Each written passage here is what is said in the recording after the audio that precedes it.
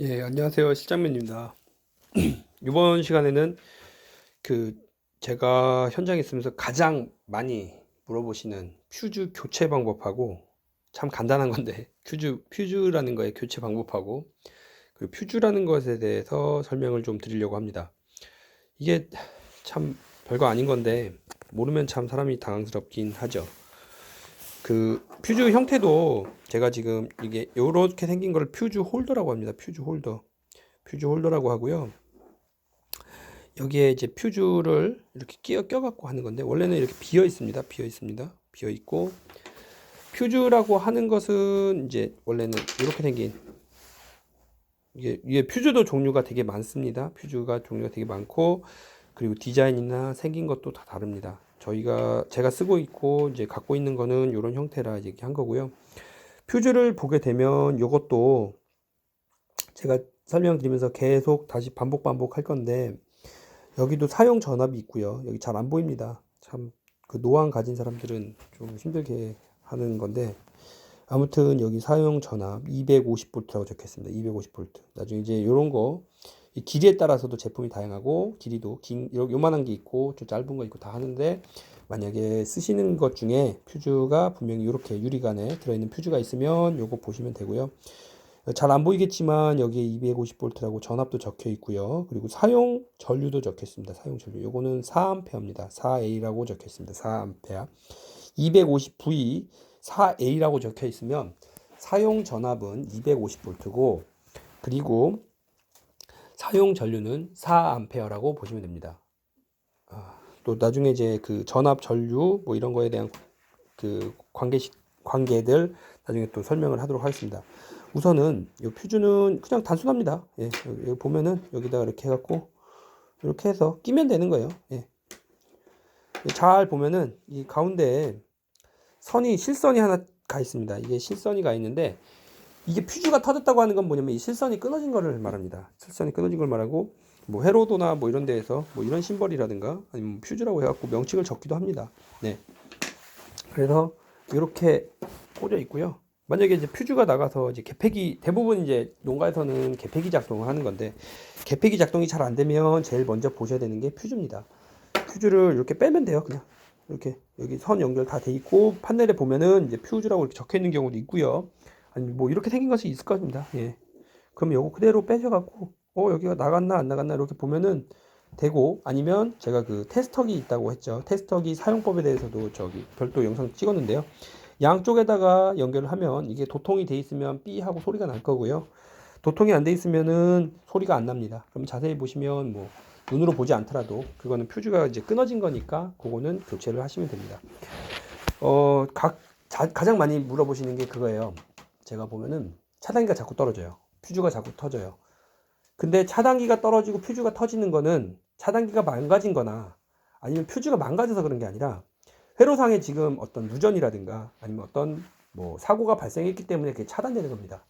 이게 번거롭고 나쁘다고 생각하지 마시고, 안전을 지키기 위해서 얘가 떨어진 거라고 생각하시고, 제가 사고 유형을 봤을 때 정말 차단기나 퓨즈가 터지는 경우는 그 내부에서 어떤 문제가 있어서 하는 것보다, 그러니까 퓨즈나 차단기 문제라기보다는 대략 한 90% 이상은, 95% 거의 되게 많은 확률로는 지금 다른 거, 뭐 모터가 망가졌던 아니면 선로가 끊어졌건 다른 문제가 있어서 그런 거니까, 꼭 점검을 하시고 퓨즈 교체나 차단기를 다시 올리든가 하시는 걸 하시면 될 것 같고요. 아주 가끔 차단기 같은 경우에는 이제 노후돼서 아니면 물이 들어가서 떨어지는 경우도 있습니다. 그리고 퓨즈 같은 경우에는 용량이 작아서 떨어지는 경우도 있습니다. 근데 용량 계산은 조금 이따가 설명을 드릴 거니까 그거 참조하시면 그런 실수는 없을 것 같습니다. 예. 요거는 그냥 간략하게 한 거니까 나중에 이제 뭐 제가 다른 자동차 관련돼서 또 하면은 그때 또 보여드리도록 하겠습니다. 자, 여기다 지금 우선 그림을 그려놨는데요. 이게 유리관 내부고요. 유리관 내부고, 여기에 이렇게 얇은 도선이 하나 있습니다. 그리고 아까 퓨즈 홀더라는 걸 통해서 물론 뭐 이렇게 정기적으로 연결을 하겠죠. 정기적으로 연결된 걸 그린 거고요. 퓨즈가 터졌다고 하는 거는 여기가 끊어졌다는 얘기입니다. 뭐 이렇게 되거나 뭐 아니 뭐 어떻게 뭐 끊어지겠죠. 그 끊어지는 거는 뭐냐면은 이게 도선도 저항이란 게 있습니다. 저항값이 있고 거기에 일정 전류값 이상의 전류 I제곱 R이라고 하는데요. I제곱 RT라고 해서 하는데 그 이상의 전류가 흐르게 되면 얘는 차단이 되어 있습니다. 차단이 됩니다. 그래서 퓨즈 옆에 뭐 1A, 2A, 3A 해갖고 쭉쭉쭉 다 있는데 요게 용량이고요. 1A 이상의 전류가 흐르면 얘는 떨어지게 되어 있는 겁니다. 예. 근데 가끔 그런 분이 계세요. 정확하게 1A가 됐는데 왜 얘 안 떨어지냐? 예, 그런 분들에 대해서 밑에 그래프를 하나 그려놨는데 TI 곡선이라고 합니다. TI 곡선이라 하고 이게 시간이고요. 이건 전류값인데 퓨즈라는 거는 참 애매하게도 아쉽게도 정확하게 계전 요소를 측정해서 차단되는 것이 아니기 때문에 애매한 영역이 있습니다. 지금 얘가 표시한 요 애매한 영역. 1A가 넘었는데도 여기 만약에 여기서 1A라고 할게요. 이 그래프를요. 그럼 1A가 넘었는데도 불구하고 얘는 떨어져야 되는데 안 떨어지는 경우도 있어요. 애매하게. 그리고 1A가 안 됐는데도 불구하고 여기가 1A로 했을 때 1A가 안 됐는데도 불구하고 떨어지는 경우도 있습니다. 예, 그거는 이제 제조하면서 대략 맞추려고 이 갭을 줄이려고 하긴 하지만 이거 퓨즈의 이제 단점 중에 하나예요. 애매한 영역이 있어요. 보호를 하는 데 있어서 애매한 영역. 그렇기 때문에 이게 꼭 1A에 떨어진다, 안 떨어진다 이렇게 얘기하기 좀 그렇습니다. 우선 개폐기에서 퓨즈를 가장 많이 쓸 거예요. 개폐기 판넬에서 가장 많이 쓰는데 요거는 이제 뭐 회사 뭐 홍보용은 아니고요. 갖고 있는 게 이거밖에 없어 그렇습니다. 예, 좀 불편하시면 제가 가려드릴게요. 여기 보시면 사용 전압 아까 저 회로는 내가 참조하지 말라는 게 이따가 다이오드나 나중에 다이오드나 뭐 이런 걸로 해갖고 DC 전압 만드는 거 이거 알려드릴 거예요. 저희 지금 있는 거는 220V로 안 되고 얘는 우리 자동 개폐기 제일 많이 쓰는 게 DC 24V고요. DC 24V 2A짜리 개폐기입니다. 그리고 뭐 회전수는 뭐 얘 돌아가는 속도니까 그거는 뭐 RPM이라고 하는 거는 뭐 우리 전기 쪽에서는 별로 지금 중요한 부분은 아니고 소비 전력은 중요하겠죠. 소비 전력은 나중에 이제 TR 용량이나 이런 거 할 때도 필요한 부분이니까 그래갖고 하는 건데 그러면 이렇게 모든 개폐기들은 다 어떤 명칭들이 다 적혀 있습니다. 사용 전압이라든가 아니면 사용 전류 뭐 이런 것들이 있는데 우리가 퓨즈를 선정하는 데 있어서 가장 중요한 거는 여기에 사용하는 전격 전류입니다. 전격 전류. 전격 전류가 없는 경우도 있어요. 전격 전류가 없는 경우에는 소비 전력이나 사용 전압은 적혀 있어요. 예, 소비 전력이나 사용 전압은 적혀 있습니다. 그러면은 이제 그 계산 거꾸로 하면 돼요. 예. P는 VI라고 그래갖고 예, 예를 들어서 아까 48W라고 되어 있죠. 그리고 이게 24V라고 하면은 이제 전류는 2겠죠.